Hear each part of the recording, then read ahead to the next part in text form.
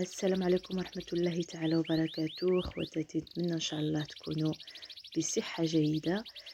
كما وعدت واحد الاخت في الكومنتير باللي غادي نجي نشارك معكم رزيزة كتجي ناجحة 100%. باسهل طريقة، بلا دليك، بلا تكسر الراس. كما كتشوفوا قدامكم، جبت نص كيلو ديال الفرينة اللي هو الدقيق الرقيق ديال المسمن.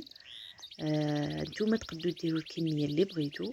انا درت نص كيلو، وغادي ندير فيه ملحه كما المسمن تماما، وغادي نعجنوه.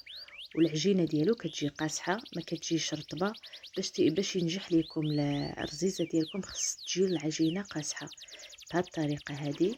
من بعد غادي ندهنوها بالزيت، وغادي نديروها في واحد الساشي ونخلوها ترتاح بحال هذه الطريقه هذه، باش تجيكم الرزيزه ديالكم ناجحه 100% وماشي معجنه لداخل.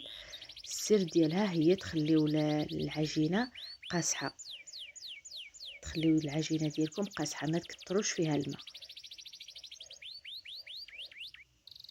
من بعد ما ارتاحت لينا العجينه ديالنا، كنجيبوها وكنقطعوها بهذه الطريقه هذه بحال المسمن.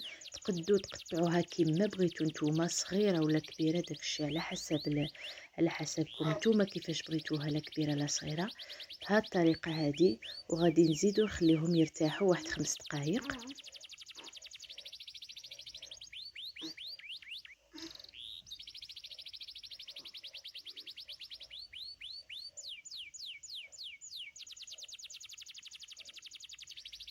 من بعد ما ارتاحوا لينا 5 دقائق، غادي نجيبوهم ونديروا لهم بحال هذه الطريقه هذه اللي كتشوفوا قدامكم.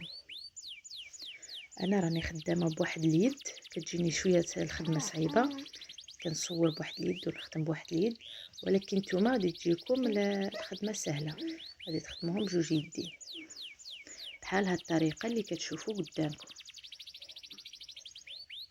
غادي نكملوا الكميه ديالنا.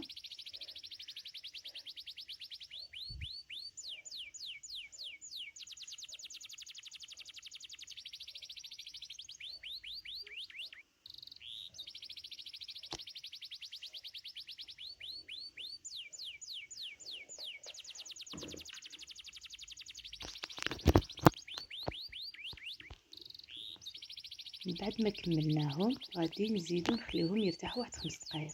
وهنا جبت واحد السلافه ودرت فيها الزبده، معلقه ونص ديال الزبده ديال الطبخ. من بعد غادي ندوبوها. بعد ما دوبنا الزبده ديالنا، غادي نزيدو فيهم 2 معالق كبار ديال الزيت النباتيه. من بعد غادي ندوزو مباشره باش نبسطوا العجين ديالنا بهذه الطريقه هذه.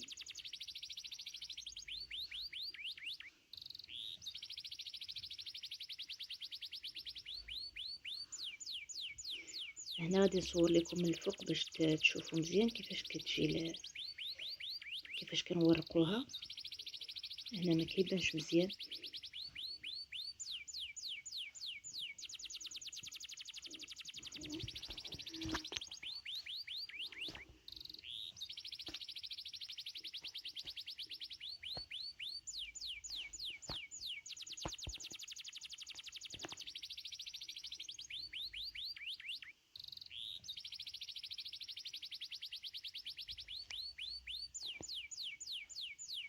بهذه الطريقه هذه كتجي العجينه ديالنا، كنورقوها بحال هذه الطريقه هذه اللي كتشوفوا قدامكم.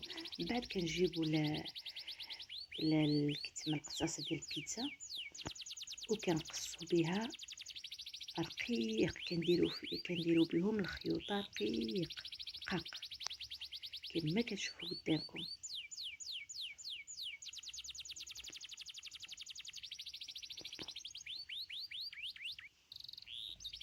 طريقه سهله وكتجي ناجحه 100%.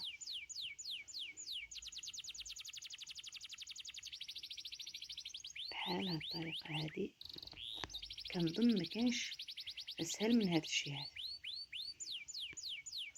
بحال هاد الطريقه كما كتشوفوا قدامكم، راني درت معكم وحده، ومن بعد كندهنوها بالزبده، من بعد كنجمعوها.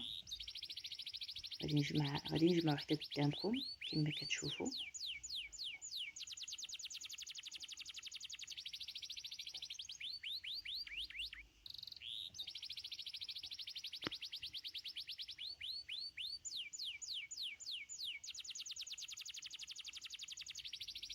من بعد ما جمعناها كنخليوهم يرتاحوا، كنكملوا الكميه ديالنا حتى كنساليو كامل الكميه.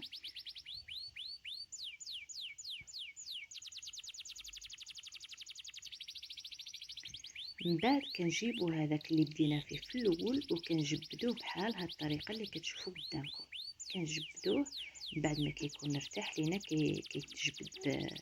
كيتجبد دغيا، ما كيتقطع ما والو. كندهنوا يدينا بالزبده والزيت اللي درنا وكيجي بحال هاد الطريقه هذه. وحنا اللي كنتحكموا لا بغيناه يجي رقيق ولا لا بغيناه نخليوه شويه خشين بحال هاد الطريقه هذه. وكنكملوا هكذاك، كنرقوا فيه هكذا.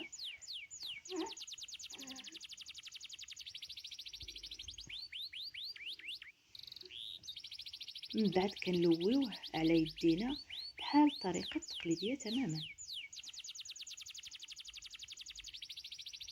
ما كنزيروش بزاف على يدينا، كنخليوه شويه مطلوق.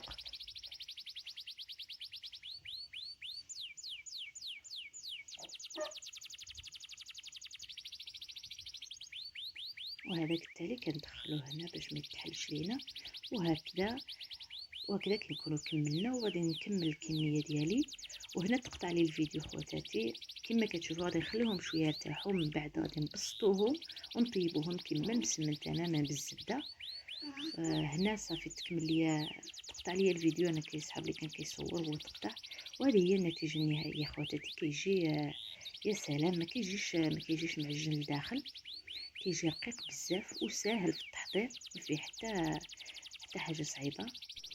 كنتمنى ان شاء الله الطريقه ديالي تنال الاعجاب ديالكم. وما تنساش اللي عجبتها الطريقه وجربتها تقولها لينا في لي كومونتير، واللي عجبتها الفيديو تخلي له واحد الاعجاب. وشكرا.